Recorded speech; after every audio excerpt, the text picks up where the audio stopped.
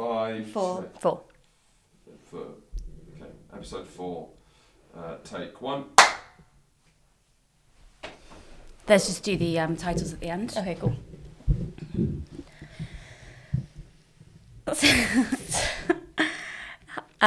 So we have lots of things to not talk about this week. We don't really have much to say. But that's probably because we're having a massive fight at the moment. Yeah.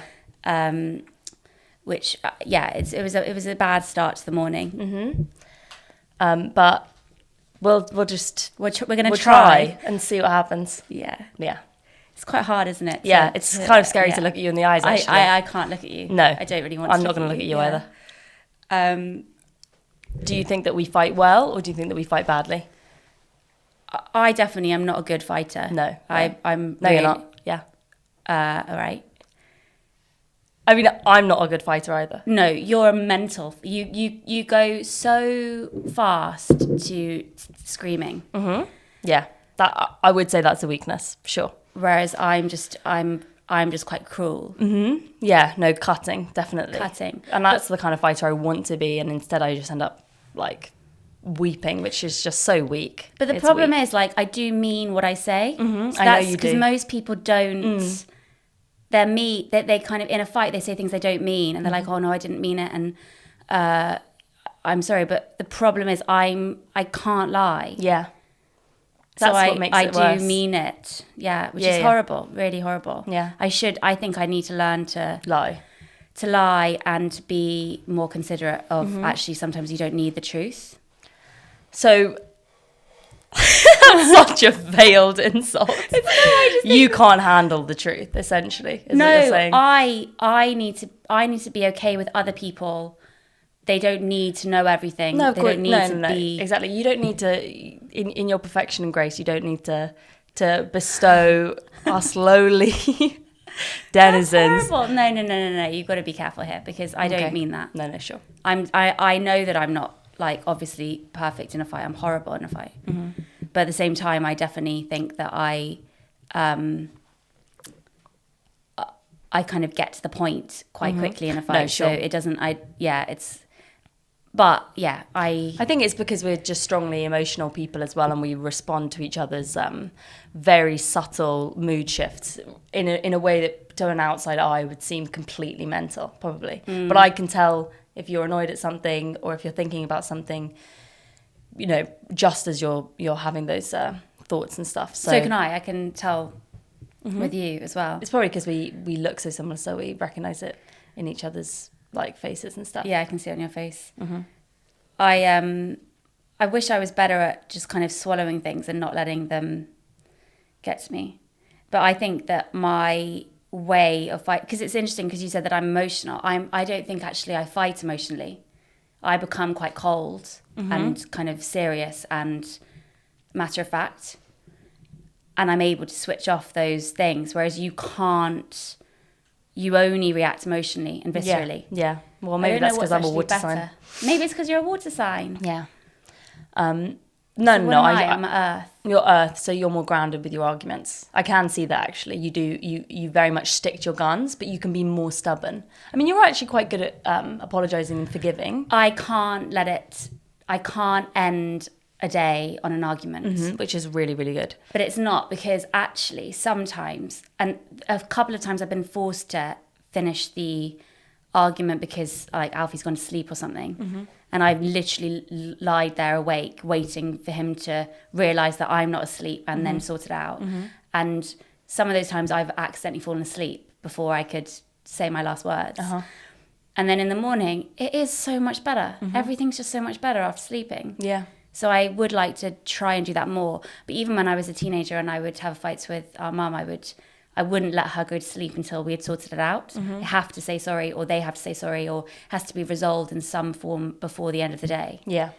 I'm much better at letting it fester. I can be so really bad. For you. No, I know. But I think it's because I'm not very good at saying what I actually want to say in the heat of the moment. I get too riled up. So I decided to take it away, think about it, like workshop it in my head, do some rehearsals, in the mirror. And then I come back to the person, I never end up saying what I actually wanted to say. Yeah, and you're really horribly cold via text as well.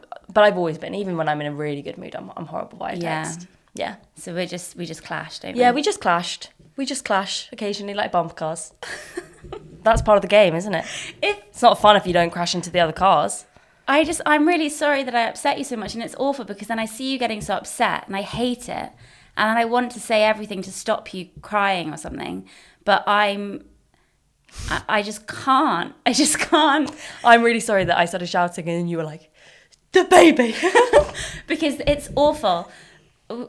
It's awful when you have a baby inside you and you know that they're picking up everything you're saying. Sure. Like really picking it up. Yeah. Not necessarily, obviously, they won't understand the words, but they understand the sounds. Mm-hmm. And I mean, oh God, I just ruined that. But yeah, going absolutely mental inside of me as you were screaming. Mm-hmm. Yeah. Well, I do apologise to the baby. I can apologise. You can apologise. I can apologise to the baby when they come out. Yeah.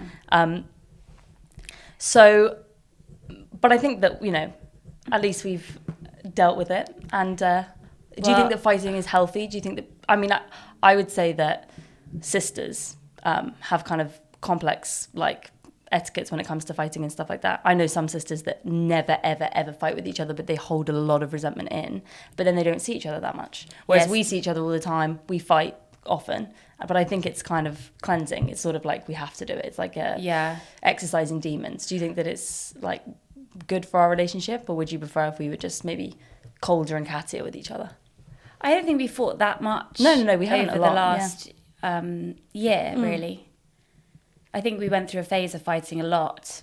I think it is cleansing, but it's also, I hate it when people say, "Oh, that fight was damaging," or that chipped her. Exactly. I hate that. You know, that you know, it's like a rock and you're just chipping away every time you have a fight. You know, I do forgive you, exactly. but I'm going to remember that. Away. I'm going to remember that. I can't stand that. Because actually, it's fine. It's fine. Yeah. I did mean a few of the things I said to you. Me too. But I'm not allowed to mean things that I said. You are allowed. But why would you assume that? It's so unfair. You put me in this position of being this kind of like dictator, older no, that's not fair. Sister. And it's just so unfair because I have all the same feelings as you do. Mm-hmm. Even though I'm 10 years older than you, I still feel like completely inept sometimes. And I don't have, you just think because I don't know, I'm a mother and I'm older, I've got kind of, I don't know, I'm as weak as you are. Mm-hmm. Yeah, no, I know. But like obviously I'll always look up to you. The way that we look at each other is like, even though we're very much like equals now and we're adults and we love spending time together as adults, I think that the dynamic has been set from me being a little girl looking up to you and you looking after me and stuff like that. So there's always going to be a difference in the way that we perceive each other and stuff like that. So, but it's also when I see you making mistakes that I made, and I just know my life would have been easier if I didn't do those things, or if I had done these things.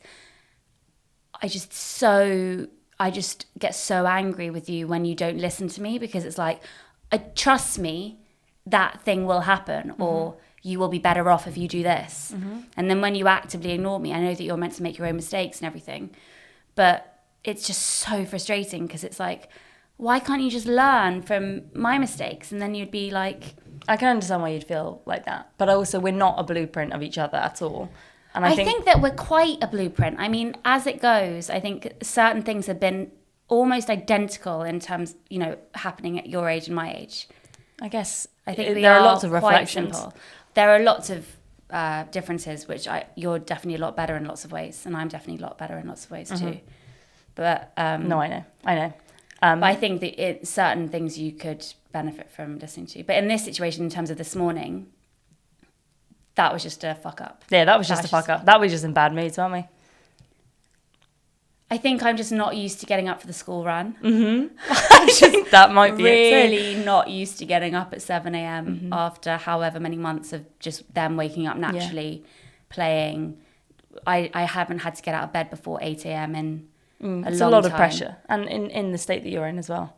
It's such a lot of, because if they're late, if he's late for school, he's going to be so embarrassed, and I just can't bear that pressure. No, you can't do that to him. And he's so scared about being late too. So the whole morning is just kind of this incredible. So even before you got here, there was like a huge amount of stress that had gone into the day.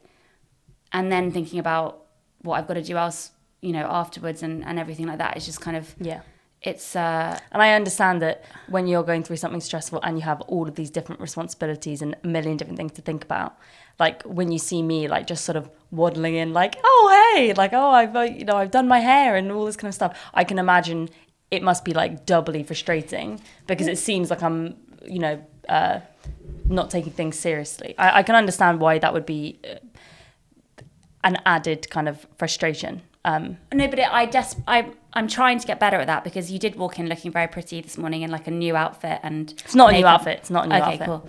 I have never seen that top before though. It's because I haven't shown it to you. Okay, cool. Sure. So the thing is, like, I bank certain things. Like, this is from months ago, but I didn't show it to you at the time. And I was like, so there's going to have to be a day where I wear it for the first time in front of Jessie. And hopefully it's a good day. Not the right day to have done it. Yeah. I admit that. I do admit that. No, because I actually handled that really well. I hadn't had time to do anything before you got here. All I'd had time to do was put on a jumper and some leggings and take Donnie to school and come back. And so I hadn't even like washed my face or anything. So then when you came in looking like you had been on a photo shoot for hours. Or like a 1950s housewife. Yeah. I did feel a little bit like... but I actually handled that quite well. But you did, yeah. But it was just the... I have a deadline at the end of the month, and that's now everything has gone into...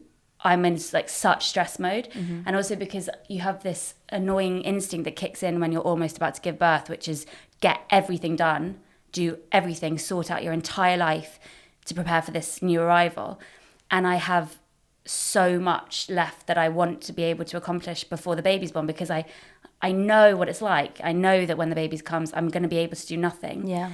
And this time I really want to be able to do nothing. I really want to be able to enjoy that time, which I just wasn't able to do with Donnie and Margaret because I was so desperate for money and just wanting to work and desperately want to be able to enjoy that time. Yeah. And I can feel that time's ticking away. Okay, we seem mental. Because I'm not going to be able to... I'm pretty sure that I won't be able to finish the book before the baby's born. I'm pretty sure that... I don't think I will. And I'm also pretty sure that I won't be able to do all the things that I wanted to do. So I know I'm going to have to work quite quickly again after the baby's born. And I know that's really fortunate that I got work to do. But at the same time, I get so jealous when I see these like mums who are able to just like to be able to be like, you know, full-time mums. I really get jealous, and I just wonder if I'm never going to be able to do that. Jessie, you are not only such an active mother, like compared to people that probably don't even have jobs, in terms of the way that you interact with them and do things for them and play with them and everything, but even everybody always wants what they can't have. So there are going to be stay-at-home mums that probably neglect their kids in some ways because they wish that they could go out and work and do things for themselves. And then there are full-time working mums that wish they could stay at home all the time. Nothing's ever going to be perfect. I know. And I think that you actually have a really wonderful balance. And motherhood is guilt, isn't it? That's what our mum said anyway. Definitely. It's a very stressful time. You're about to have a baby, and that's a whole new person to bring in the world, which is so much responsibility. But you've smashed it out of the park 2 times before. Yeah, but I haven't. I really haven't. It's so easy for mothers who do even a tiny bit of work to get like huge amounts of applause. Be like, oh my God, you did it. But it's actually quite patronising that, because if you've got the capabilities and the potential and the ideas and the whereabouts to go and do more things, I don't know, I feel sometimes just completely in 2 minds about giving everything up and enjoying this period of time, or doing even more. Like, I'm in a really weird position because I'm actually juggling quite a lot of stuff with a lot at home as well, and actually I'm not doing anything particularly well. Well, and I know everyone feels like that, but that's also really annoying, because it's like, but I want to be unique. I know, in feeling shit, yeah. But I also think that what's best for you is also going to be best for the kids. And you get so much out of the work that you do, even if it is incredibly stressful. What you do is something you're passionate about. Thing, because it's not like the work I'm doing is like groundbreaking scientific discoveries, or, you know, I'm not a nurse, I'm not a midwife, I'm not a doctor, it's like I'm writing, you know, mediocre fiction.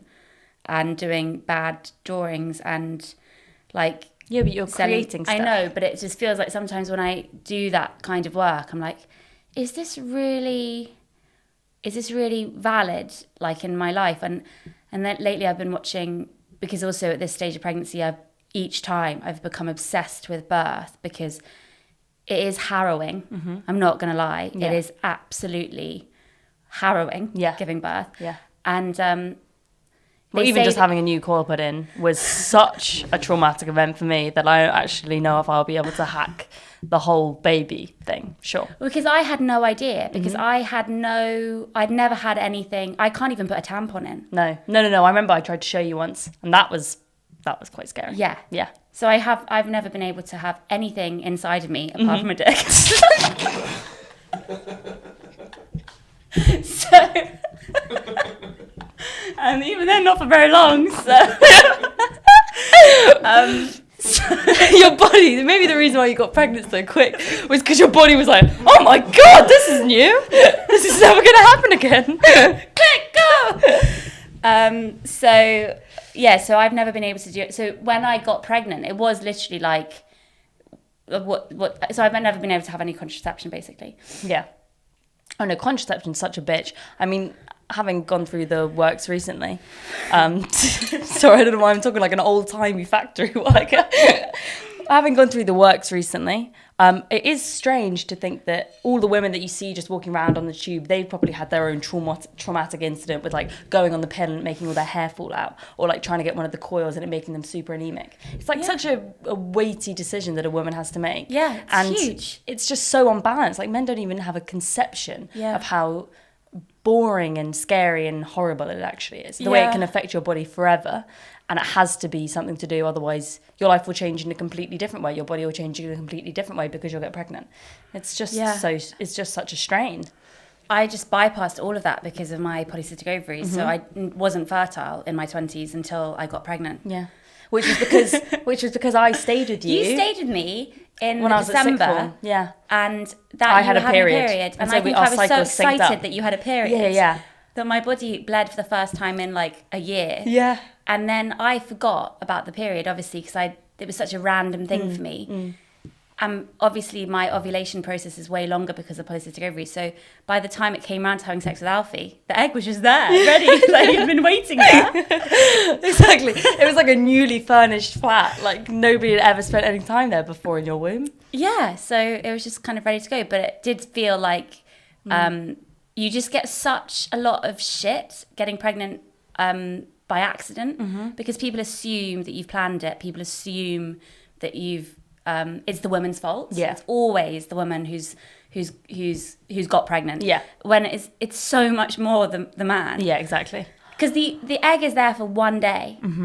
It's just one day. Just one day. The egg is there for such a short period of time. Your fertile window is like half a day. Wow. At optimum half a day, for a day max. Sperm can live up for up to 5 days. So that's what actually happened. The sperm lived there for up to 5 days. Oh, I see. Well, I'm pretty sure. I don't know. It's just like soldiers like staking out. They can stay there. Do you know, I found out what the copper coil actually does to prevent pregnancy? It's really, really brutal. What? Decapitates the sperm. Oh my God. That's so weird. What, all million of them? So the copper releases copper ions out into the womb, and it separates the sperm's head from the tail. So it's like a brutal assault going on in your body every day. They just go into it, and it causes this sort of chemical reaction. It's really, really toxic to sperm. So that's very scary to have been going on. Yeah. But don't have it anymore, so that's fine. Some men have killer sperm.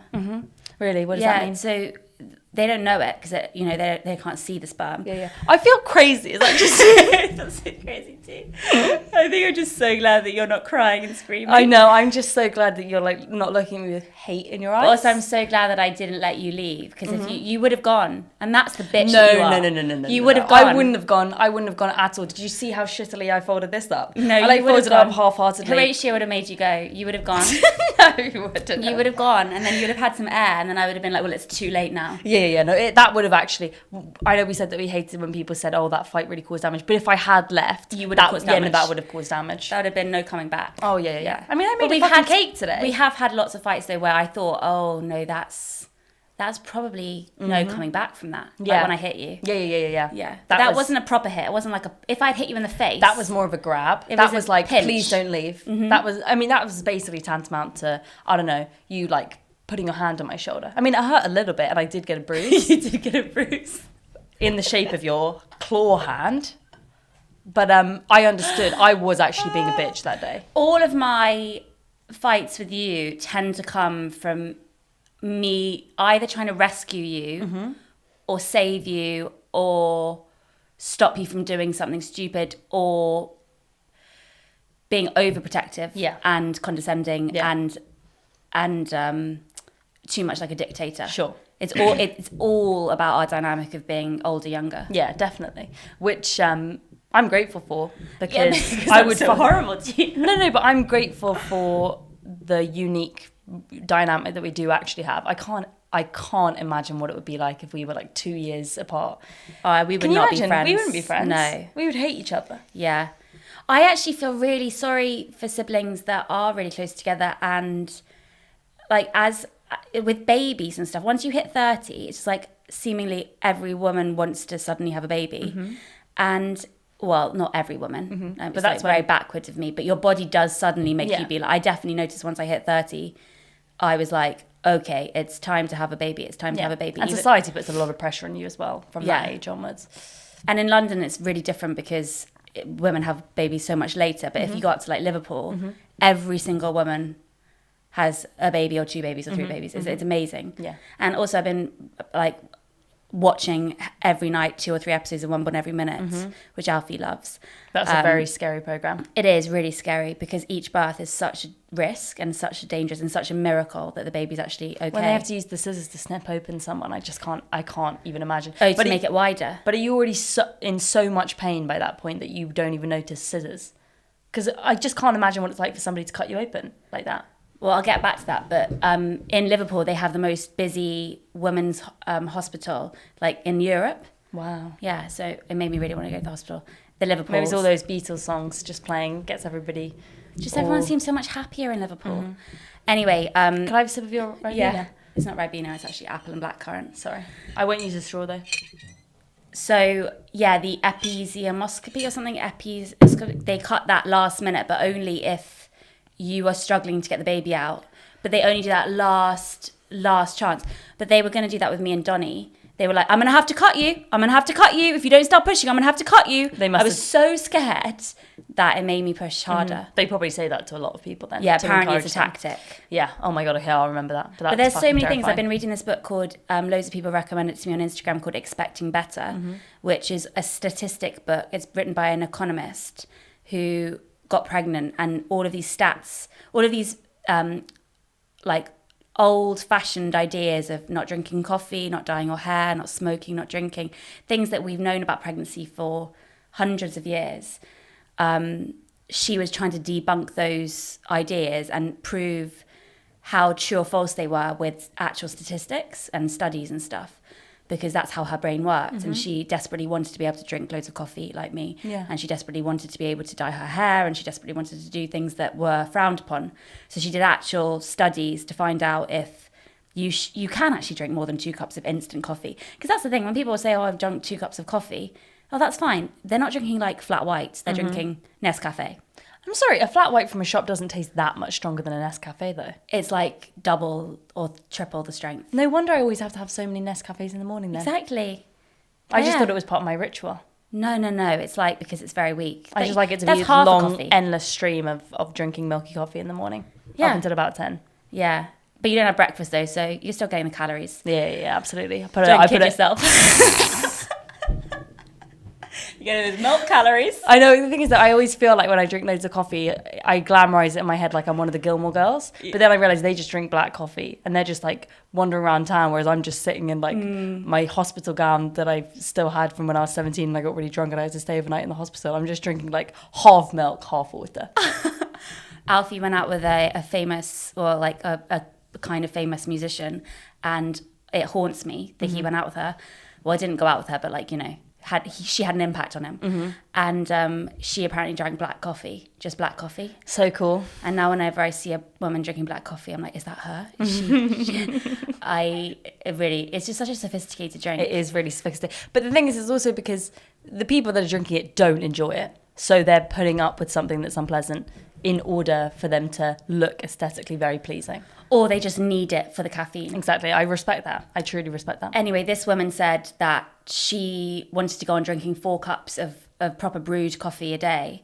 And she ended up doing that because the statistics actually shown that there wasn't more of a risk of miscarriage. There is right at the beginning, but then when you're into the full swing of it, you can continue to have coffee and stuff. You can dye your hair. So cool. The only thing is a no-no, according to this book, is smoking. Yeah, that's a big one. But I don't really understand why, because it's actually not connected. Or somebody said that.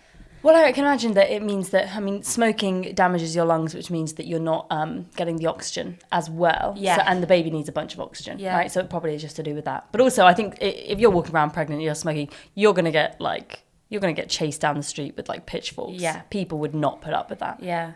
But it was fascinating also because things that happened to me in both Donnie and Margot's labour were things that in this book were like, no, you don't have to do that. You shouldn't have had to do this, or you shouldn't have listened to the doctors then. You should have actually trusted your own instincts.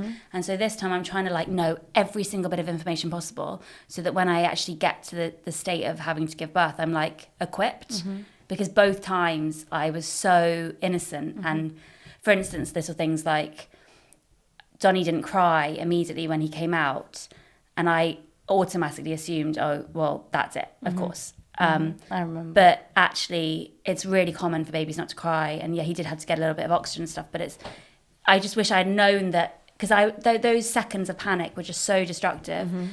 And then with Margot, I was induced, and induction is actually really, really dangerous because it means you're more of a risk of having a cesarean and stuff. And with Margot, I absolutely didn't need to have an induction, but I just kind of went through with it because I was innocent and thought, oh, does it hurt? No, you're given a drug into your vein that is supposed to induce childbirth. Yeah, but because I was already ready to go, probably naturally, the drug, when they put it into me, somebody said to me, oh, you should probably have a bite of something just to get your energy up. So I had a bite of a bounce ball, and 20 seconds later, my contractions started. Oh my God. And she was out within 2 hours because she was so ready anyway, and this drug was the equivalent. But it still took 2 hours.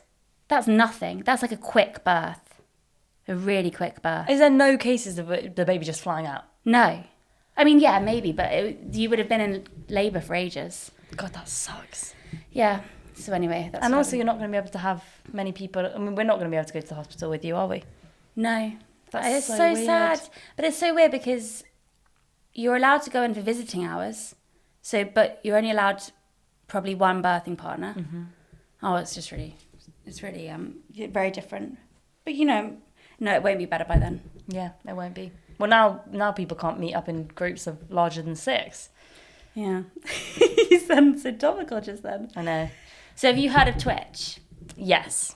Twitch is a gaming streaming app. The only kind of familiarity I have with it is Horatio and I played this game called Fall Guys, which is a PlayStation game, which is the best game I've ever played. And Limmy, the comedian from Limmy Show, he does a Twitch stream, and he's done some videos of that game, and it's so funny. Yeah. Because it's a game that's designed to be watched. It's 60 people. It's like a kind of Takeshi's Castle type obstacle course, and it's so fun. And Twitch, I mean, it's amazing. But it's fancy though, because I did it with Alfie last night to try and ease him back into being an active social media person. Is he going to be a gaming person too? Well, I don't want him to be a gaming person. I don't think he's very good at games, so I they would just be a bit That'd be embarrassing. Be like him learning a game. But we did a live thing. Obviously it's all live. No, you can watch it. You can watch it back, yeah. Yeah. And I asked him questions about what his intentions were with social media and stuff in front of an audience, so they kind of would have a say and ideas and stuff for him. And it was so funny because you get these comments coming up on the side, and usually when I do something on if I did an Instagram live or something, I would be looking at, I don't really focus on the comments because I'm like, I've got something to say, so I'm going to say it. Whereas because he's a comedian and he's so used to responding as it goes with an audience live, he couldn't let it go. He had to read the comments, had to respond to every single comment, which meant that slowed us down so much. Like by the time that we'd actually got like 20 minutes in, it just had gone on for it was really sweet though, because he just so wanted to respond to every single person. So I was like, no, focus. Yeah, I guess that's the difficulty of like having live interaction with people, because it's flattering when people are like commenting directly to you, but you actually want it to be going out to like a really broad group of people. Yeah. He'll find his way with it though. Yeah, no, he will. And was it fun? It was really fun. It was a weird way to spend like a night. And also Donnie and Margot didn't go to bed till really late, so I was like, I wasn't in a very good... We didn't start until after 9, and then it went on for like an hour and a half. But I feel like the kind of expectations for comedy and performance on social media has really rapidly changed over the course of lockdown. Like, have you the new Instagram Reels that I've been getting advertised are so bizarre. Yeah. It's like weird pop singers who clearly are just super bored and not able to tour in their house, like showing all the different outfits that they're going to wear. Or it's like 16-year-old girls who look like they're 30 because they're so beautiful and made up. Like doing these strange dance routines. I genuinely went down a tunnel of watching them last night, and it just made me feel not only so out of touch with what's trendy, because I can't understand why it would be cool to follow a dance routine and not even do it that well. Like if you're going to do a dance routine, you should do it really, really well. Or to show people the different outfits that you're planning on wearing for the week. Or it made me feel so out of touch, but also just really sad that that's kind of the way that like social media is going. I don't think it's sad. I think it's really nice that people feel like they can do something for fun. It's just a different hobby. Like some people do reels and it's the same as TikTok. I mean, I'm so behind because I didn't get into TikTok at all. I kind of stubbornly avoided. I have never even looked at TikTok. Yeah, it's a dark hole. But reels are basically TikTok. It's just Instagram's version of TikTok because they're very like savvy like that. But it's actually saved me quite a lot of time, because whenever I've done it, I've tried to do like which just sounds so embarrassing to even admit that I've done this, but whenever I've been trying to do like a series of funny Instagram stories, and then it involves editing them, it takes so much time, whereas the reels have actually made that a bit easier. So actually... And they are very watchable. I mean, I think maybe the reason why I felt bad afterwards was because it was so... half an hour just flew by. You want to be a reel star. The thing is, what makes me sad is I know I would blow up on TikTok. Well, why don't you do that then? Because I can't do that for myself. No, but this is your problem. I have too much pride. You have so much pride. And I have an You need to image. get that pride, you need to drain it. So you think I should just like wear a bra and those little cycling shorts and do the dances like the teenage girls do? Desperately. I really... No, I want you to go on a crash course. I think I should sell my soul. I'm making Alfie do a crash course on Twitch next week, Monday to Friday. I'm not letting him come downstairs. He's doing 9 till 11 p.m. every night on Twitch, and I'm going to make him do it as a crash course. And I think you should do like a crash course on social media. Yeah, exactly. I should do like what Bella Thorne was trying to do with the OnlyFans stunt. You know, the Disney actress that signed up to that like adult app, which is like a sort of a sex worker type thing. What? It's such a weird story. So OnlyFans is sort of an equivalent. You do something for like, you do a video for a fan. It's sort of like Cameo or any of these apps where people can directly contact the social media person, but instead people are asking for photos of your feet, or they're asking for photos of nudes. I got asked my feet yesterday. Yeah, well, you have got nice feet. No, actually. I got just. How much money do you think you could make for a photo of your feet? No, if somebody had a foot fetish, seeing my feet would stop them having the fetish. You were an athlete, so they're disgusting. But OnlyFans essentially is like an easy way for people to make money from like sex work. I think it's debatable whether or not you could actually call it sex work. So she's just like showing her boobs or something. Bella Thorne is this Disney actress. Obviously, nobody that level of celebrity has ever signed up to OnlyFans before. And people got really, really angry because it was like she was exploiting her fame. She made $2 million within the first week because she promised to release nude photos to people that paid over $200. But actually, it turns out they weren't properly nude photos. They were just her naked, like covering up all of the actual... Only $200? And so the site was like flooded with people trying to see it. Then they were all really, really angry that it wasn't properly nude photos. All of the people that were fans of the site said that she was exploiting sex workers, and now it like changed the whole payout system of the app, so now people can't make as much money from it. So it's like a really fucked up thing that she did, but brilliant. And she clearly needs the money, which is really funny.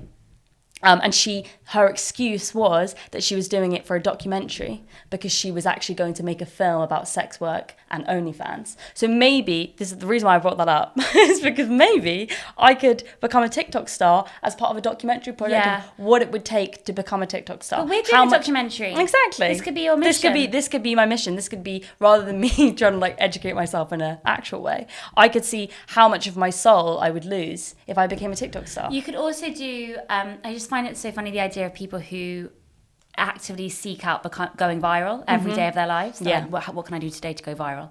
Like, what can I do today to like be a big thing on TikTok? Yeah. Like living your life like that. Some people do. Like the amount of work that goes into being active on social media alone, not including kind of the amount of work that would go into being a really successful kind of influencer. I just can't imagine how much time it takes. It's a full-time job. It really is a full-time job. But you could do it. I think that it would be good for your confidence and good for your stubbornness with certain things. Like if you did just try and really open yourself up online just for a week and do something that to me in my head would be really embarrassing, because I think part of the reason why I have like such issues with like putting myself out there and stuff is because in my head I'm not going to be like the best version of myself unless I fulfill a certain set of standards. But it's not like I'm actually that happy anyway. So I might as well do something that's like really ridiculous and exploitative, but see how far I can get. But also testing your, facing your fear. Exactly. And I love to dance. I never dance doing enough. stuff like that would be really, really good for you because it won't be that scary. The other thing is what we've learned this week from doing my Gigi Hadid photo shoot, which is was that really fun. people don't know you're joking.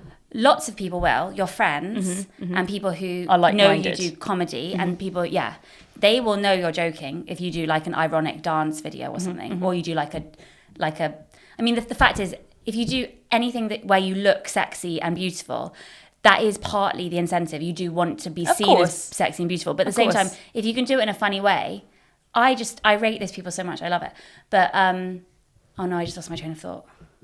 That always happens. With the Gigi Hadid one. Oh yeah, with the Gigi Hadid people one. responded well as well, because anything that's a reference to like pop culture or anything that's kind of in the cultural zeitgeist, which she very much is with her pregnancy and like this sort of kind of cool group of very young, beautiful celebrity / models who are all getting pregnant, like, and having babies at the moment. I think that's part of the reason why people like thought it was funny us dressing up as those characters and stuff, because it's like something that's easily recognizable and it's something that they've read about too, and it's something that we can all engage in together rather than like something that's maybe like more fancy. But for people who didn't know who Gigi Hadid was, they just, we did lament her. They just see my like half like, I mean, it was, for me, that's the most naked I've ever been on Instagram.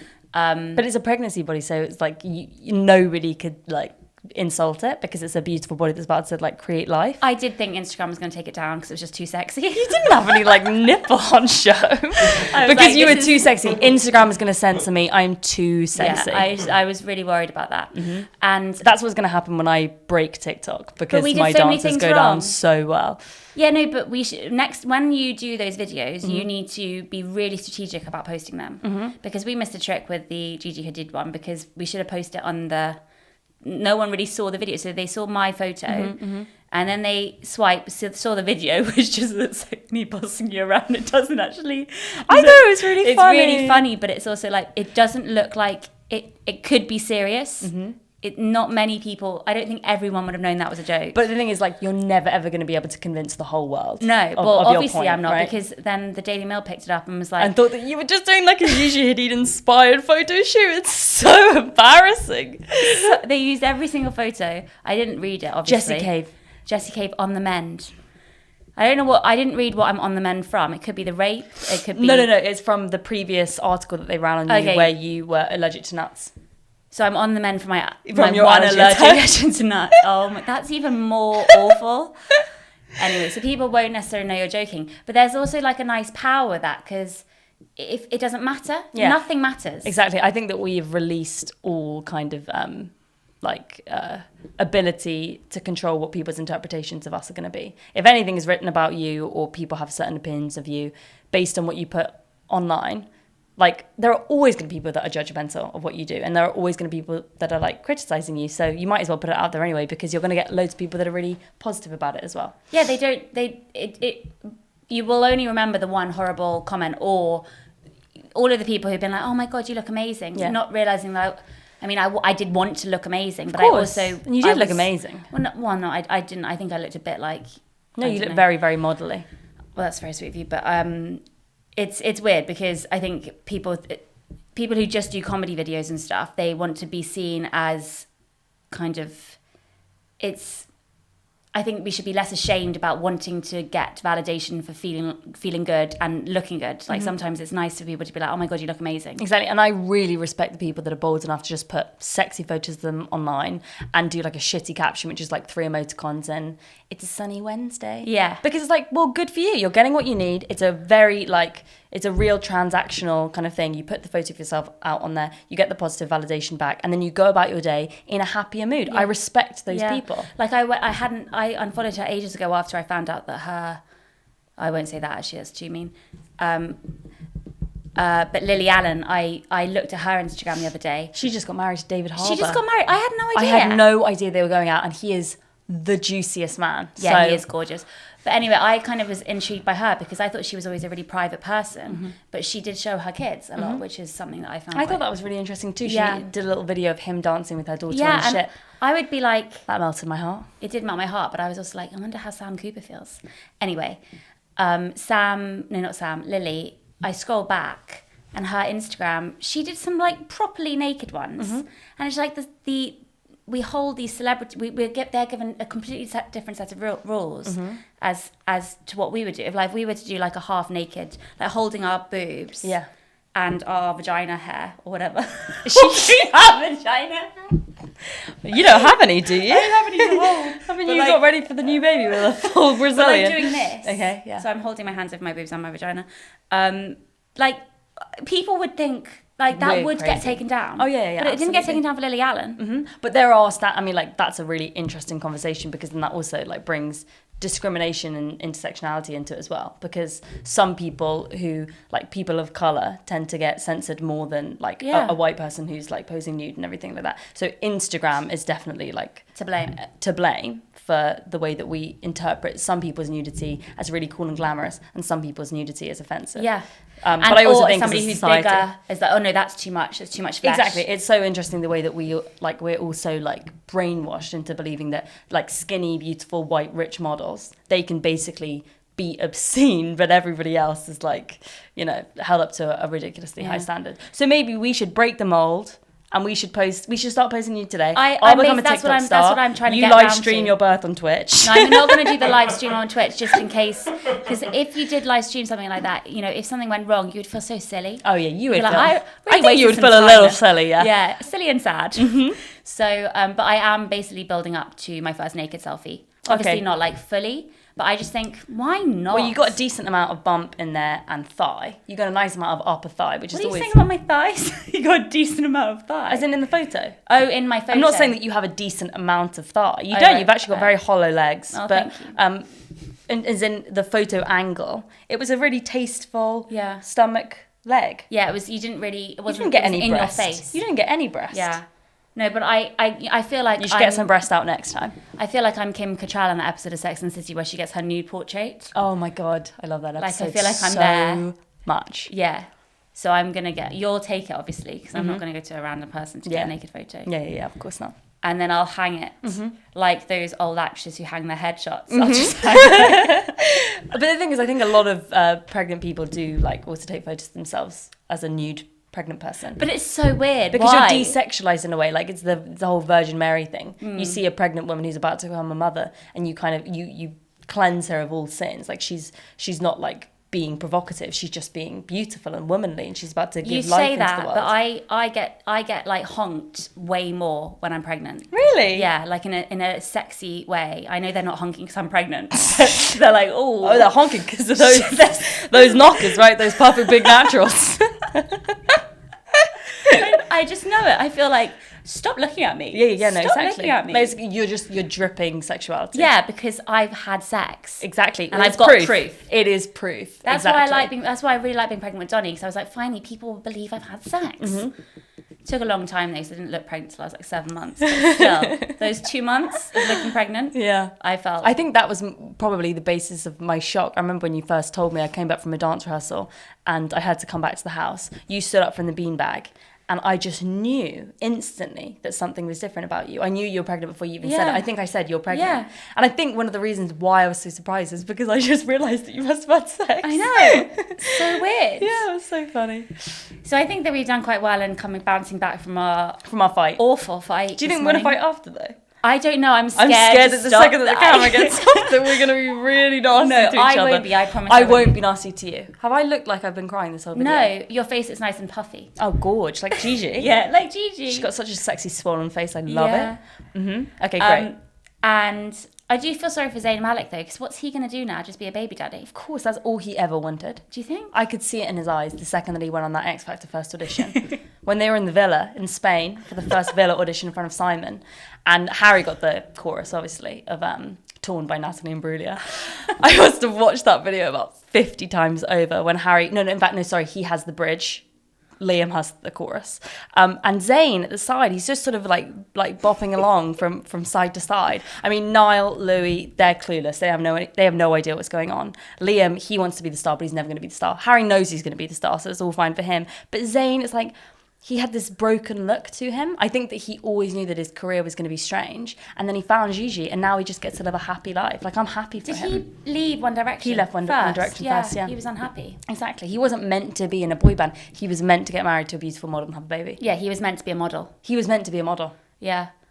I love Harry Styles so much. I can't believe how much time we spent watching X Factor and Pop Idol and things like that. I loved those shows. If I even hear like the theme tune, it instantly fills me with joy and innocence and such a wonderful time. But if that theme tune was played now, like in their new Pop Idol kind of theme tune, it would be disgusting. It would be disgusting. Also, it was like so un-PC in a way. The whole like appeal and draw of X Factor is that you have some beautiful people that come on that have been picked out to be the kind of the favourites. But then you also have like a bunch of weird looking people with bad voices that they pick out to be laughed at. Yeah. I don't think that you would have that on the show nowadays because it's not very like PC or inclusive. No, they would, yeah, it would be completely different. Mm-hmm. But anyway, I think that we've done well. Mm-hmm. I'm just going to write that down.